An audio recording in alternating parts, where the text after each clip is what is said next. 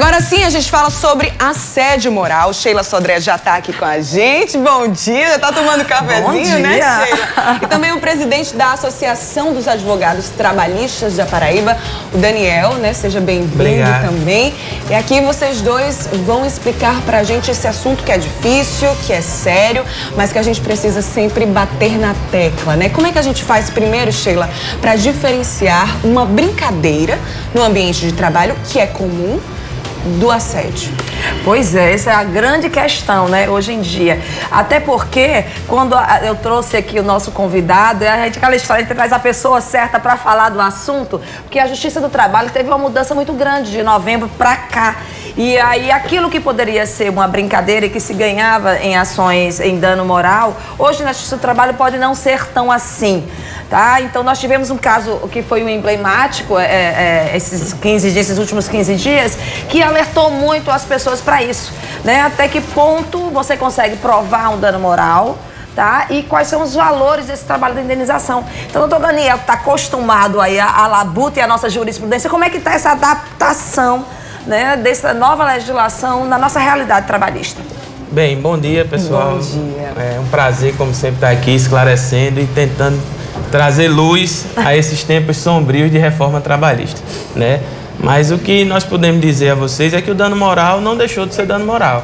Todo aquele ato que o empregador cometer que afetar de forma vil a moral do trabalhador, isso vai configurar um prejuízo indenizável, tá?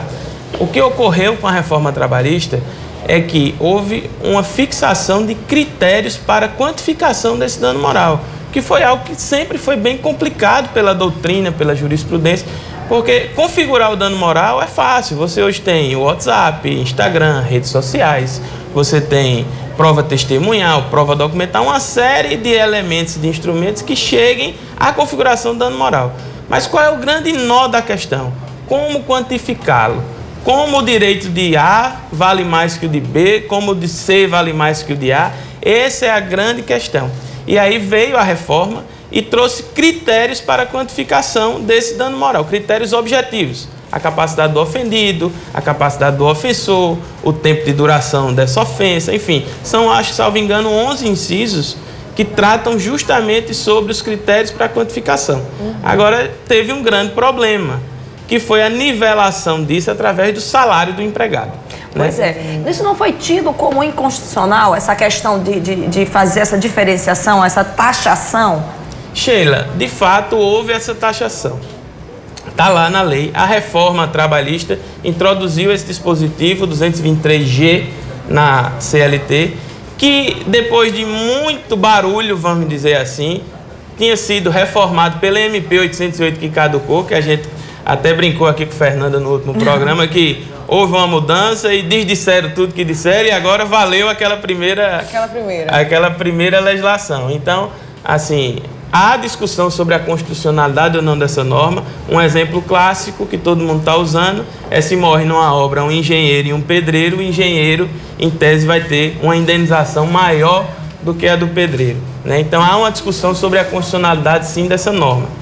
Agora, uma coisa que é importante a gente mencionar é que uma das grandes alterações também é a questão da sucumbência, das custas da Justiça do Trabalho. Você fala que reduziu muito a questão do pedido do dano moral, principalmente por conta da preocupação, né, de uma sucumbência posterior. Isso. Então, exatamente, como um trabalhador que está em casa agora, que está tendo uma relação complicada no trabalho, né, ele se sente à vontade ou não, até diante do próprio advogado, um colega advogado, na orientação de eu entro ou não entro com essa demanda, eu incluo no meio dos pedidos, dentre eles, esse dano moral que eu estou sofrendo. É a questão do risco da própria ação mesmo, com as custas que há de vir.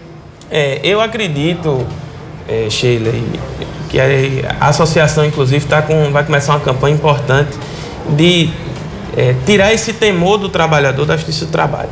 A Justiça do Trabalho está lá para tutelar os direitos que estão sendo violados. Então, você, trabalhador, que está nos assistindo, se teve algum dano moral sofrido no seu ambiente de trabalho, procure um bom advogado trabalhista, que ele vai conseguir lhe dar os elementos para configurar melhor o seu dano moral, dentro das espécies que foram especificadas pela lei. A lei diz o quê?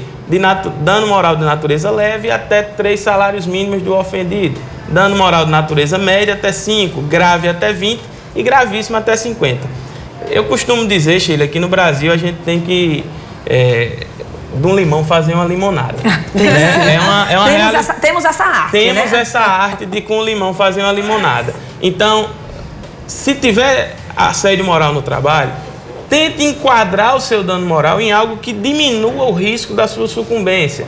Se foi algo que não foi tão grave, peça ao seu advogado, ou então contrate um bom advogado que consiga fazer essa aquilatação daquilo que é grave e daquilo que é gravíssimo.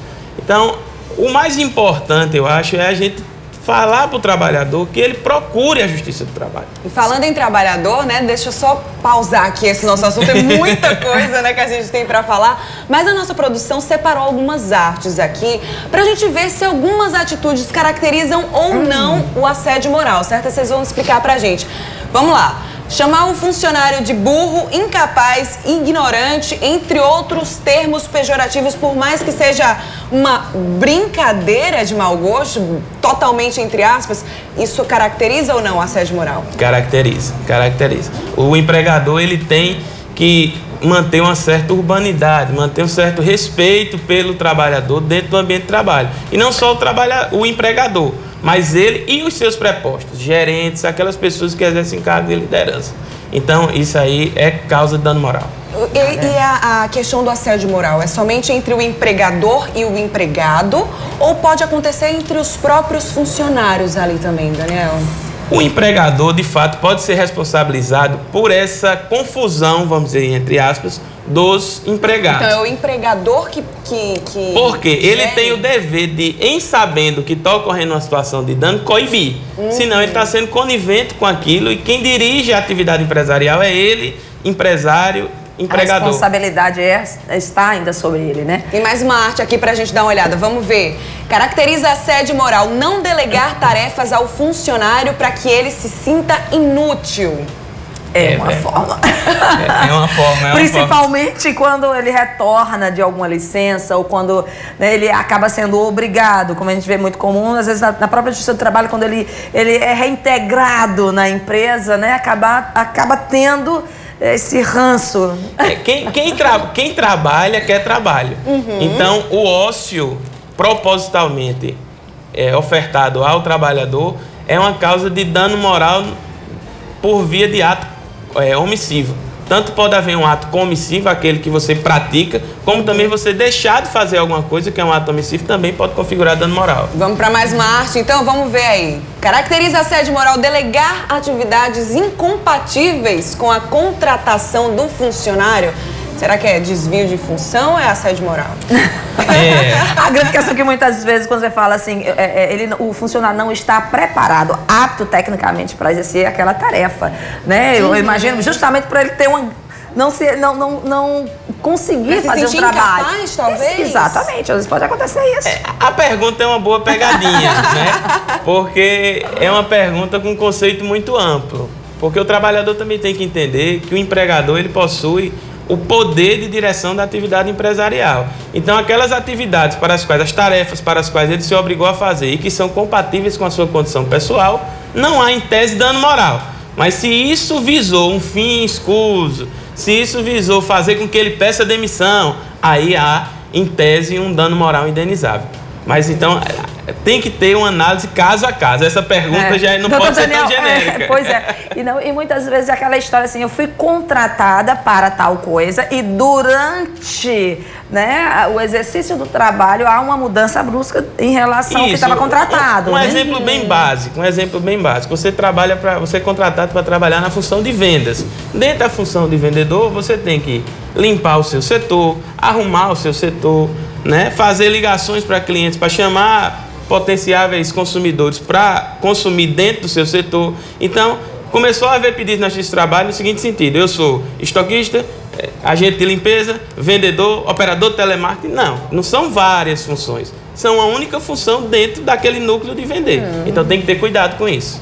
Bem explicado isso. Porque às vezes ele imagina que limpar a parte, o setor dele é algo que está denegrindo a função dele como vendedor. Isso. Muito bem esclarecido. Nessas e em outras ocasiões, qual que deve ser a atitude do funcionário, né? O que ele deve procurar fazer? Existe um prazo, assim, um limite? Ah, não, será que foi uma brincadeira? Vou deixar mais uma semana, quem sabe?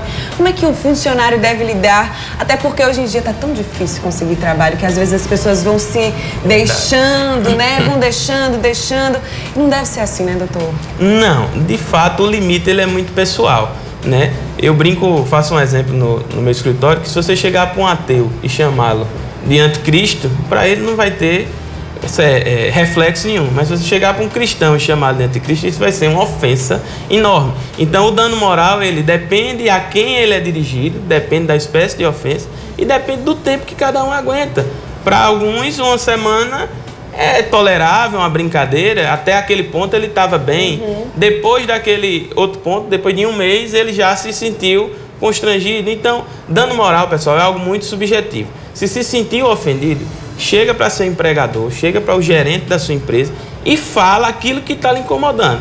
Se diante dessa sua comunicação nada surtir efeito, aí você tem os meios legais, pode procurar o sindicato da sua categoria, pode procurar o Ministério Público do Trabalho, pode procurar um advogado, a fim de tentar corrigir aquela distorção do seu ambiente de trabalho. Mas esse limite é muito pessoal. Cada um sabe até que ponto lhe ofendeu ou não lhe ofendeu. Quanto tempo aquela exposição foi ruim, ou quanto tempo você ainda conseguiu aguentar. É algo muito subjetivo. Doutor Daniel, uma coisa que pra gente, por exemplo, novembro para o mês de agosto, pouco tempo de reflexo, de resultado da legislação.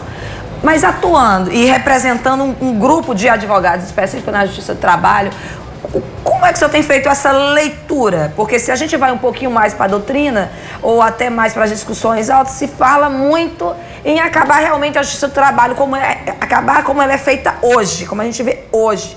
Na prática, no dia a dia, conversando, interagindo com os colegas advogados trabalhistas, como o senhor tem visto isso aqui no nosso estado? Nós temos dados do nosso TRT-13 bem concretos. A redução foi de cerca de 40% a 50%. A redução do número de demandas em novembro do ano passado e dados, acredito que foi de abril desse ano. Então, houve uma certa retração. Agora, o que eu venho acompanhando é que as demandas elas deixaram de ser mais quantitativas. Tínhamos pedidos de A a Z, porque não havia risco nenhum para o empregado. Pedia-se como quem pedia a Deus. E agora as demandas estão mais qualitativas. E dentre essas demandas qualitativas, um dos pedidos afetados foi o dano moral. Então, aquela situação de dúvida em que ninguém sabia se pleiteava ou não dano moral, agora ela está muito mais exacerbada. Só se persegue dano moral agora se de fato tiver uma prova muito concreta, algo que já acontecia no civil, né, na esfera civil. Mas, assim, existe um temor, Sheila, de fato, e eu conclamo a todos os empregados, conclamo aos empresários que não acham que estão no melhor dos mundos, né? Há muita coisa para ser feita ainda, há muita coisa para ser ajustada, e os empregados tenham certeza. Procurem a Justiça do Trabalho. A Justiça do Trabalho está lá para tutelar os direitos daqueles que realmente têm. A intenção, acredito, maior da reforma, se conseguirmos alcançar, que é de excluir não o trabalhador da Justiça do Trabalho, mas o empregado, aventureiro, aquele que de certa forma queria se beneficiar. Acho que a reforma nesse sentido assim, pode ter caminhado bem, mas, como eu disse, no Brasil do limão se faz uma limonada. Eita, que assunto sério, né, gente? Então tem que ter cuidado todo mundo, né? Quem tá trabalhando, o empregador também, pra ninguém sair afetado nessa situação e trabalhar bem, né? É o que a gente quer. Com leveza, com tranquilidade. Gente, segurança mesmo nessa relação de trabalho. Verdade. Obrigada, Sheila, mais uma vez. Obrigado. Também, muito obrigada. Sejam sempre bem-vindos. E no próximo bloco tem o quadro Últimas Notícias com Hugo Salles. Tudo o que você precisa saber para ficar bem informado nesta manhã de quarta-feira. A gente volta já.